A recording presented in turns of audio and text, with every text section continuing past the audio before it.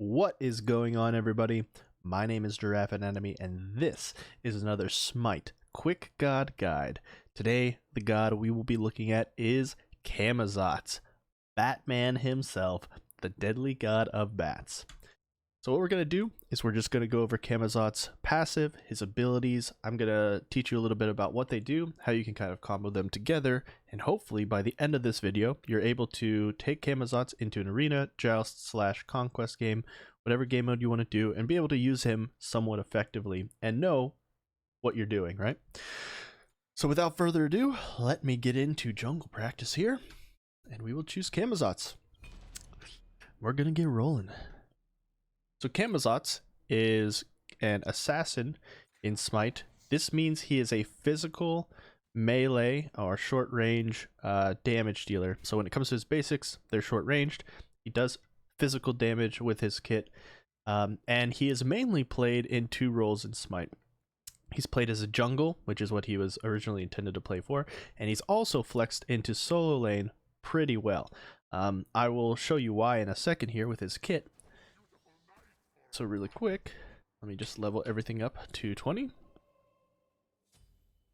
I'll talk a little bit about his kit and why he can also flex into solo lane. So as a solo laner, normally what you're trying to do is be a little bit tanky, be able to sustain yourself and stay in lane and farm up as fast as possible to get over leveled and then start rotating into team fights, diving the enemy team, that sort of thing. And Camazotz does this really well because of his kit. His kit has a lot of inherent like lifesteal and stuff because of his passive, and basically that gives you a lot of sustain. So he can be flexed into the solo role as well. But he's also a really great jungler, right? Basically, you can build him full damage or like a hybrid of a damage and a little bit of protections, and put some lifesteal in there. And he ends up being a force to be reckoned with, especially if you are kind of ahead in levels in the game. He kind of becomes like really hard to kill, and he becomes hard to kill early game too because of some of the lifesteal and stuff that he has in his kit. So really quickly, let's go over his passive, then we'll start getting into his abilities. So Camazotz passive is called Essence Drinker. Camazotz has a passive Essence Drinker bonus for physical lifesteal and healing. Also, anytime a god dies, they leave behind a pool of their essence in the spot they were slain.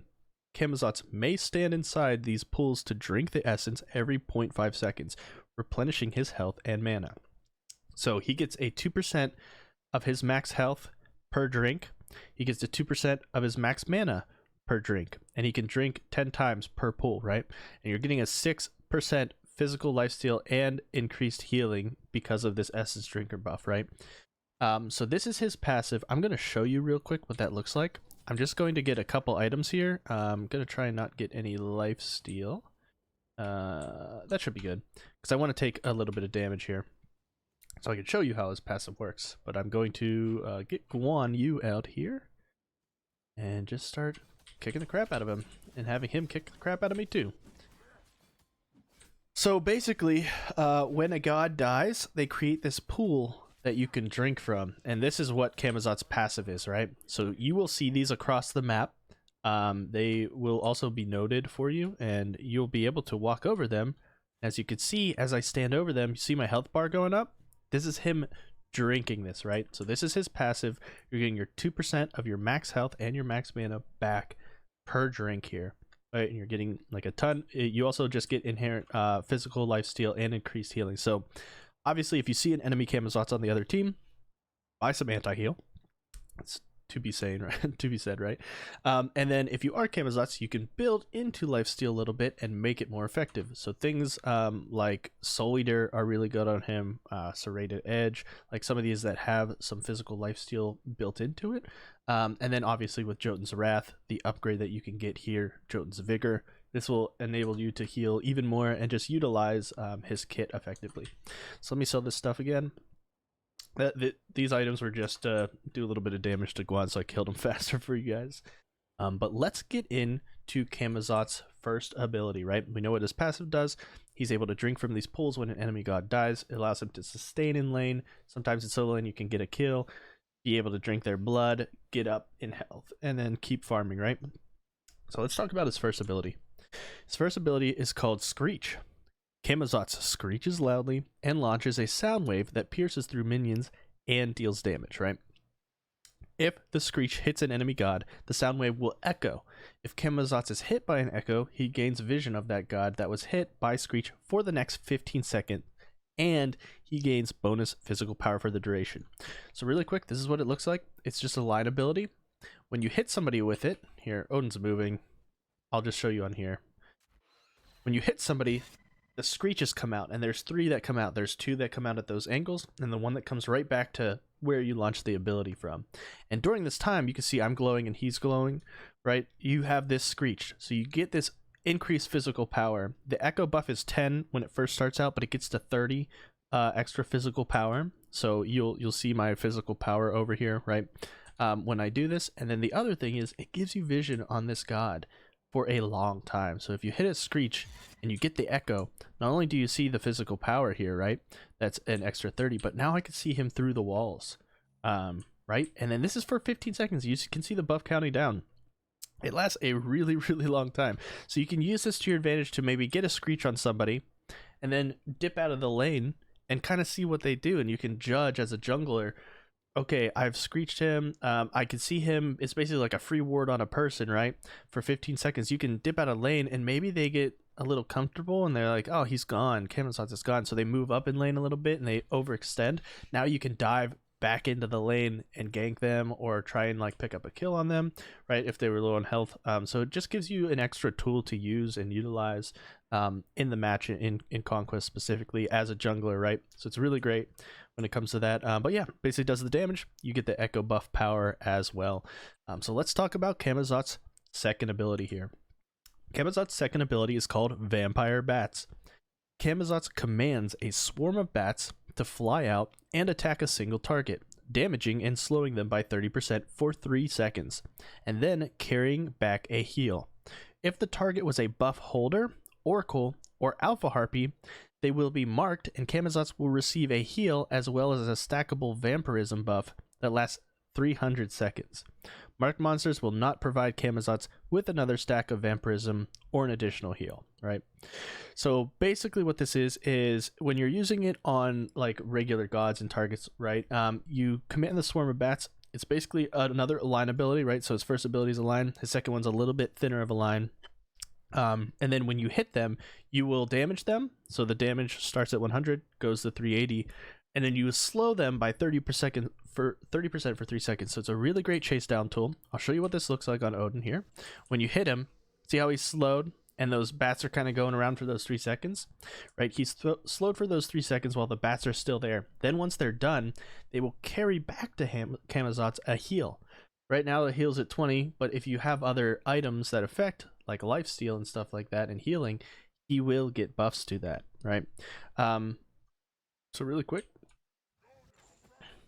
once again, you see the damage, you see the tick damage, and you see the heal come back to Camazotz. I'll show you on, let's see if Guan could do a little bit more damage to me again. So I could show you kind of what the heal looks like. So he's doing damage. Gonna hit him with this real quick. So that's the slow. And then you'll see the heal come back to me, plus 22, right? So he gets a little bit of a heal coming back there. Now the second part of this, if the target was a buff holder, oracle, or alpha harpy, they will be marked, and Camazotz will receive a heal as well as a stackable vampirism buff. So let's go over here real quick. Get this buff going on. So one thing you could do, there, see this skull on top? That basically means you're getting that stack of vampirism here, which is increased physical lifesteal and healing received. This is why he is good as a jungler, because you can basically get this extra vampirism buff on here, right? And the buff per stack of vampirism is 3% physical lifesteal and increased healing, and you can stack it up to 3 times, right? So as you do this, and you do all these guys, you defeat the buff camps, right? Get another stack. Now I have 2 that's lasting for 300 seconds, right? So this enables him to really lifesteal and jungle camps very effectively. This is also a good reason why he's a good solo laner too, because in solo not only can you sustain through your passive of drinking the mana pools, but you can invade people's buffs, like invade their blue buff, and things like that, and be getting this vampirism buff as well. So if you're aggressive enough with him and you're invading their buffs, like their blue, maybe sometimes like their jungle speed, if you're that aggressive and you're that far ahead, right, you're going to be able to kind of start counter jungling people, like especially the enemy's blue, right? So if you could start getting these stacks and you can start stacking them, you're going to be even more of a menace when it comes to that. And then you can see how many you have stacked here. This is like basically his passive. One more time, I'm just going to use this one. Gonna clear these guys. Gonna use his 2 again. Awesome. So now I have 3 stacks of this vampirism buff, right? So you get the increased physical lifesteal and healing received. So now when I do things like use my 2 on Guan Yu, let me just go back over here. I'll use this, right? When it comes back, it's a little bit increased. So obviously it was only at 20 before, but now it's at 23, right? As you build more things, you will get like better healing percentages and stuff, right? So you obviously want to build some items that increase that healing.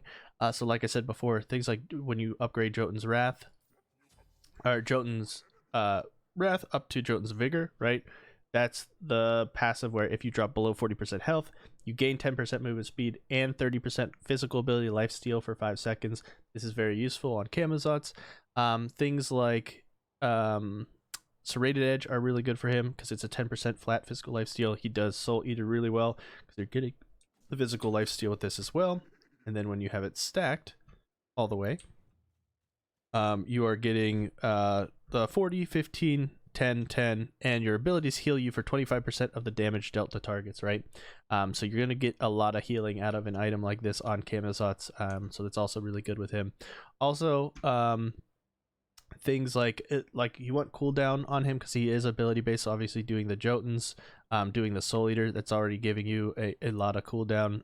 If you need anti-heal to counter somebody, you're going to get a Brawler's Beat Stick, Serrated Edge or something like that, but we'll talk about that a little bit more after I get through the rest of his kit. Let's talk about Camazotz Devour ability, right? So Camazotz Devour is his leap, it's his movement ability.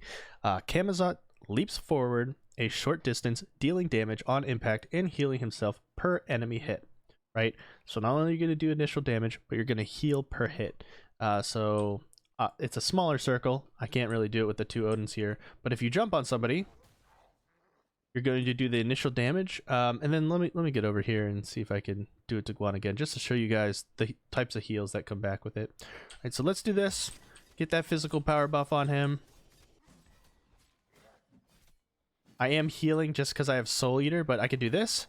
See that plus 69, plus 62? It's a ton of healing on his 3rd ability. So when you're comparing this with Soul Eater and you have like his passive stack from doing the jungle buff camps and stuff like that, as a jungler, you're going to be healing a lot, you know, with his 3. So it's his basic movement ability, right? You can use it to engage, you can use it to get out, you can use it to jump over some abilities, right?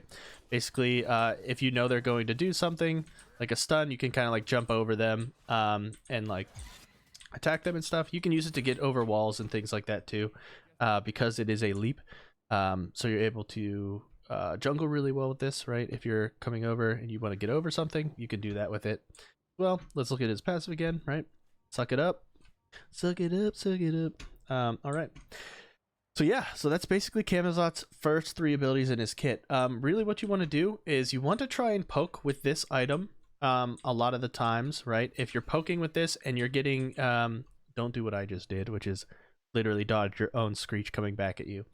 If you can get the Screech on him and you can get that extra 30% physical power before you start fighting, that's a really good tool, right? So do this, get the Screech, now you're empowered, you know, you can see them through walls and stuff. And then what you want to do is normally with your 2, you're going to engage just because this gives them that slow.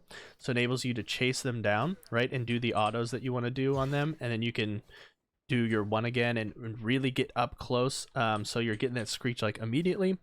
But just with this, right, you can see with 30% cooldown, like my abilities are up pretty often, and this is just my 1 and 2. So when you're attacking somebody, you can do 2 to slow them, right? Use your 3 to catch up if they're getting away from you like quickly or something like that, right? So you can 1 them, you can 2 them. If they start getting away from you a little bit after your slows down, right, you can catch up with your 3, jump on them, heal yourself, right? So he's a really great 1v1 god because he just sustains so much in fighting. You really need to build anti-heal against him to be effective and not die to Camazotz. So look at what your enemy has, see if they have anti-heal. If one of your enemies doesn't have anti-heal, focus them, right? Gank them. You will be able to out-sustain them most of the time. If you see their ADC hasn't built something like anti-heal yet, you can go over there, gank him once or twice. If their solo lane hasn't built anti-heal or some doesn't have it on yet, you can gank him as well too. See if their enemy jungle is. If you do fight them in the jungle, you'll win a lot of 1v1s just because of your sustain that's in your kit, right? So yeah, let's talk about his ultimate ability now. Bat out of hell. Camazotz flies into the air for the next 4 seconds. While flying, he may swoop forward to deal damage. He may do this up to 3 times, landing on the 3rd time. Hitting more than one enemy god in a single swoop will deal increased damage per god. So you basically do your flat damage, starts at 100, goes to 240. Then you get your bonus damage, which is 10% per god. I'm going to show you what this ability looks like. This entire time he's CC immune and he can literally just fly around, and you see that bar kind of moving up. That's how long you have to last in the air before you're going to come back down. So let me get these cooldowns and I'll show you what he looks like when when you ult like this and you do left click 1, 2, 3. You do 3, you're going to come down after the 3rd one. It doesn't matter how much time is left on the ability, right? So if you do 3 in rapid succession, you're going to come down a lot sooner. Really quick, one more time. 1, 2, 3. All right, so you have a lot of mobility with it. You could dive things like towers safely with it. There's a lot of utilization that goes into this ability that becomes very effective. So things like Tower and Phoenix. Normally, you get hit right when you start diving tower and attacking an enemy. But with this, you can hit an enemy with like this, slow them, go into your ult, and look, it's not going to do anything, and then get out, right? Without even taking a tower shot. So this is something you could do with his ultimate ability. It's great for diving. It's great for playing safe. If you're getting ulted or if there's like danger, you can use it to get out and like run away at the same time, right?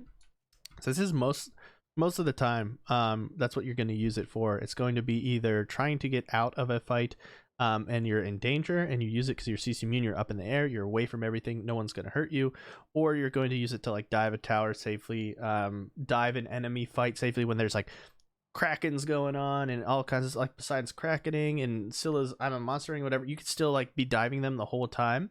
And if you time it right and stuff, maybe you can outlast their ultimates and not get damaged, but still be doing damage to them in a team fight, right? The other thing that you want to note is if you are hitting multiple gods, right, in a single swoop, you will deal increased damage per god. Now, I'm not sure if I can get these guys close enough to do it. Can't, unfortunately, so I can't show you. But if you have multiple gods stacked near each other, which in team fights happens a lot, right? If you're hitting multiple gods with that swoop, you're going to be doing that increased damage, that 10% per god that you're hitting there, right? So cool. That's basically his kit. Really, the way you want to utilize him is either as a very high powered ability based jungler, so you're going to probably start something like Bumba's Hammer on him, plus you're going to get here, let me do this. The typical builds that you're going to see on him, you're going to start Bumba's Hammer more often than not, just because it's good for ability based junglers. I rarely see something like mannequins or anything else on him. I see more this, and you can either go spear or hammer depending on what you want to do. Both of them are pretty decent right now. This is more power and a penetration, like the 10% pen plus the cooldown. This is going to give you 10% cooldown, plus your autos are going to get the true damage, like right, your basic attacks, and it's going to reset your abilities. Normally you would go Bumba's Hammer on him. Getting Jotuns right away. You can choose to upgrade this sooner rather than later, but you can do something like a Jotun's Vigor. And then after this, you're normally going to try and pick up Soul Eater if you can. If you notice that you might need a little bit of pen right away, more than like Soul Eater, you could do something like a Serrated Edge that also has the lifesteal. Plus, you're normally using most of your abilities in combat, so you're going to get the stacks of cruelty. But doing something like a Soul Eater, Serrated Edge, I know people that do go Transcendence on him because he will be mana heavy, like spamming his abilities all the time. If you do that, you might want to go Transcendence either second or third. In the jungle, I like to get Jotuns first to get the cooldowns and the mana. Then, if you want, you can build Transcendence like right around here because you want to be able to farm for it and make it effective. But you can also go without Transcendence, right? If you're getting things like Jotun's Vigor, Soul Eater, Serrated Edge, you can get something like Heartseeker later in the end. If they have healing that you want to get rid of, Brawler's Beatstick is good.